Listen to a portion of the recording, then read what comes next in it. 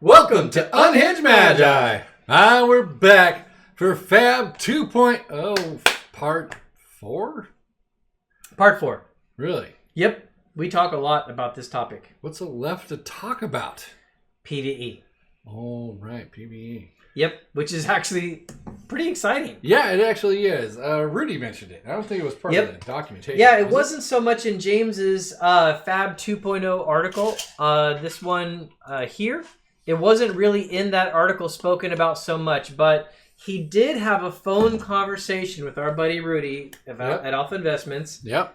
They talked about the whole player versus environment. Yep. And the way it was described is actually very exciting. Yes, he described it as I would have imagined it D&D style. When he said D&D, I was like, called it. Because you have to have some kind of D&D style for it. I think you do have to have a dungeon master. If you don't know what that is, it's the person who controls the environment, right? And feels powerful. Exactly. He feels like King Ding-a-ling. He has control of all your weapons, upgrades, and levels. Oh, yeah. Yep. But you have all your cards, so that should be good. I'm pretty dang excited. I want to go through a dungeon as well, and I think that would be exciting. And also, I know a lot of my cousins would adopt that like that because they love casual play, for sure. What I really like about it is Bob would just definitely absorb that into a nutshell. Yeah, maybe that'll be the first time meeting Bob, apparently. Exactly. I actually think what they should do is have it so it kind of matches maybe the D&D layout, right, kind of thing, you know? Yeah. Or they have figurines for each now.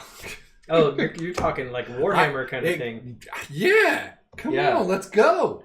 So, you know what I really like about this is like when you talk about playing someone who's a really good player, like everyone's got that friend that is like that person that plays tournament decks and they're really good and you almost never win and it's not fun. You don't really want to play with that person. And then he only says Twiddle Vault, and then says, hey, let me play Twiddle Vault. So yeah, sorry if I'm that guy. So anyways, it's not as much fun because like you like the game and you want to play, but that it's like you just get tired of losing against that person. Well, that person now becomes an asset when you're going all of your friends together against in this campaign. And now suddenly you're really glad that you've got that friend that is really good, high skill, good cards, stuff like that. Yep. Because now you guys are on a campaign together, exactly, trying to take on the environment, right? Yeah. And now that becomes from a negative into a huge positive. Yeah, and it's much more enjoyable to introduce somebody to a game when they're going to have fun and you know they're going to have fun. And I think it's also an easier environment to introduce a new person with. Because, I mean, what if you're like, hey, we've already got 3 people for this like PVE campaign.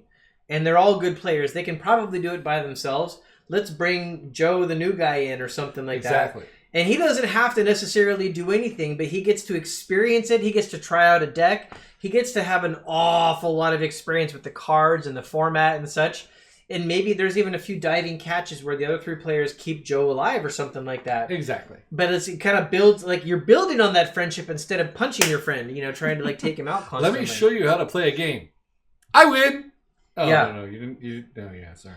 Yeah, I mean, if I was the new guy, that would be a more fun environment to come into because now I'm getting to join my friends in the fight and like we're all going to support each other in that campaign. Exactly. So I'm very excited about it for that reason. Oh, yeah. Especially because it's like it is a more casual kind of environment. Like get together a couple friends and then do something like this. Exactly. And I think that would expand the possibility of player base as well.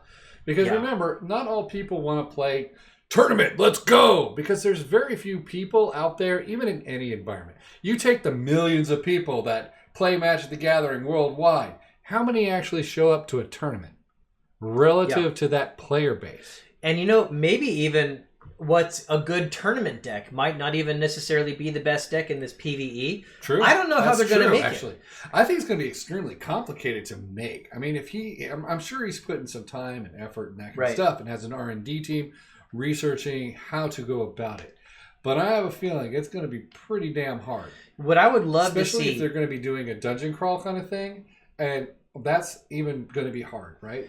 Yeah. I would love to see cards that aren't even necessarily the best tier 1 competition cards suddenly become these great cards in this PVE.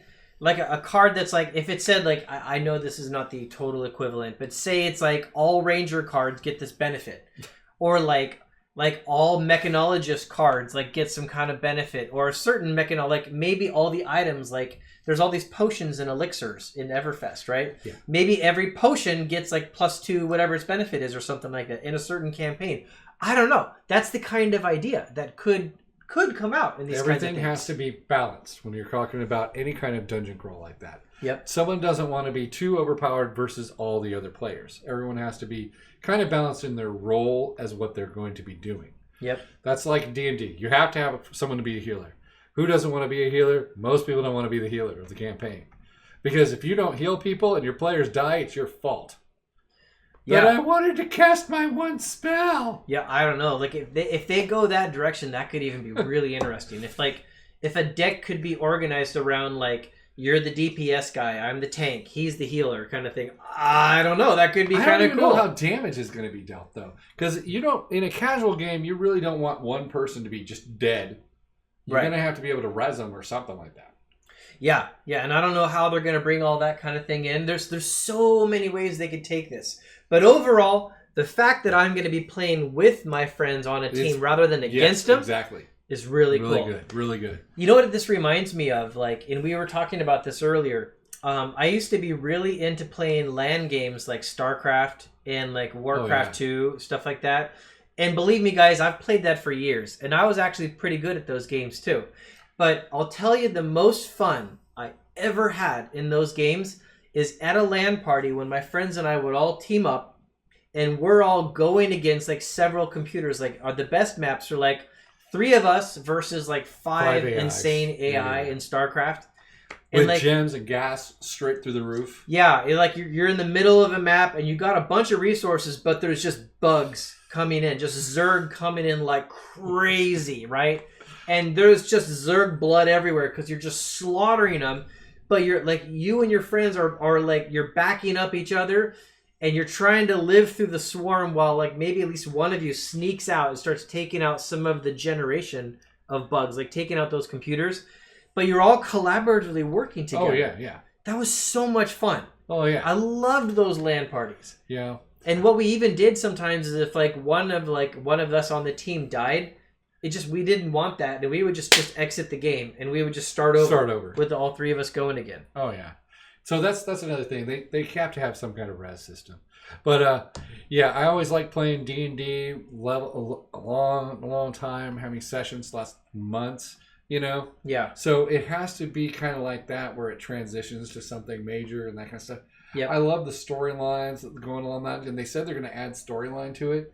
And so that's cool. Going to be fantastic as well. Story actually does bring people in to observe the game and that kind of stuff as well.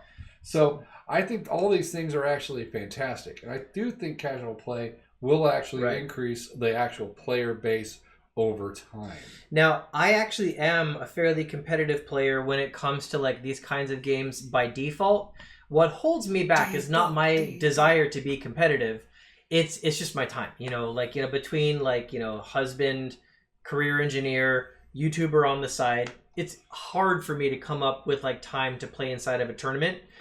But my nature is to go competitive. But like if I can't have that, if I can at least have like fun friend games, then that starts to bring this back into my life. And so I'm really excited about this PVE actually. Yeah. I've been playing Arena because, I just like to play Magic the Gathering constantly. Yeah. And I like Kamigawa and that kind of stuff, but I'd rather play in a game where I can actually gain levels and move through things. My cousin Bob keeps asking me to play D&D over the stream, but I don't have time. Yeah. That's another problem. I don't have the time. I need more time. Yep. Time, man. Oh boy. I wish I had that too. If I did, I would be playing a lot more games. Yeah, exactly. There's actually been times I've even considered quitting YouTube for a while just so I can just enjoy these things that I spent so much time kind of building up player collections of. Because I haven't built a pre-modern deck yet, and I really want to build a pre-modern deck and go play the format. I figured out I don't have enough cards. Well, I mean that's an easy thing to solve. Yeah, well, we could talk. This is a flesh and blood video. We could talk more about that later. Yeah. But anyways, the time thing is big. So for career people like me, or people that don't have much time and just have a little chunk of time to get together with some friends, but you have that one really competitive friend, this PVE is just, it's fantastic. It is. Yep, and I think it's going to be explosive. I think if you get those D&D people in there, it's going to go through the roof. This could even be something that completely blows the doors open on Flesh and Blood, because like look at what Commander did for the Magic formats. Yeah. Right? Commander's way bigger than Standard or anything else now. Oh yeah. Right? It is. So if they do this well, this PVE environment for Flesh and Blood, I could totally see it just blowing up Flesh and Blood. Yep. I think it would actually draw in Magic the Gathering players as well. Probably. At a higher rate. Yeah. So I think that's actually good to pull that kind of community back to this. Yep. Absolutely. So I think hands off, if they get this to run well, that has to be a perfectly balanced game and that kind of stuff where you know your friends aren't going to be screwed. And it's tough enough that you enjoy it and it feels like a tough game and not too soft. There's going to be a hard balance with that though. It is. But I mean, they've done a pretty good job balancing the other sets so far. So yeah, they're putting the R&D in. So I don't know. I know I wouldn't be good at R&D because I think they have an uphill battle with this. But I do have a good amount of faith in the R&D being done by the Flesh and Blood developers. I do. They've done a great job so far. So I feel like they're probably going to have a pretty good product when they finally put PVE out. Yeah, I'm just going to be blown away probably by it. I mean, it has to be hard enough to be enjoyable yet able to be beat or be beaten. Yep. But not so much that you can never beat it because that would just be stupid. Okay, so that's probably it for our take on Flesh and Blood 2.0. Well, I am really excited about it.